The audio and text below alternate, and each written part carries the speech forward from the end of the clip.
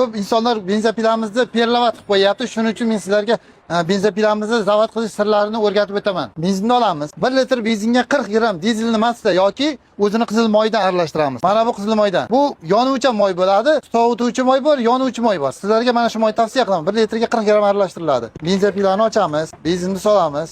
Bu tarafiga esa septim moylash uchun, sterilovin septim moylash uchun moy solinadi. Ya'ni universal eng arzon moydan solsa ham bo'ladi. Moysiz ishlatmang hech qachon. Passos tortamiz o'zimizga.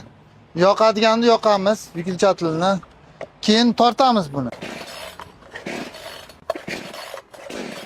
Bir zavod bo'lgandek bo'ladi. O'sha payt passos qaytaramiz. Yoqilgan holatda.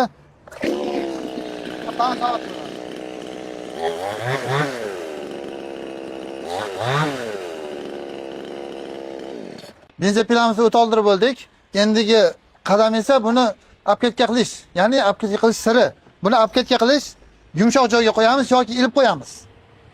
Zavod qilamizda yarim soat 40 minut zavod bo'lib turadi. O'zini xodida gaz bermasdan.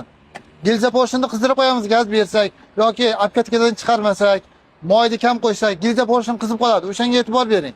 Roxin har doim xalq uchun ishlaydi.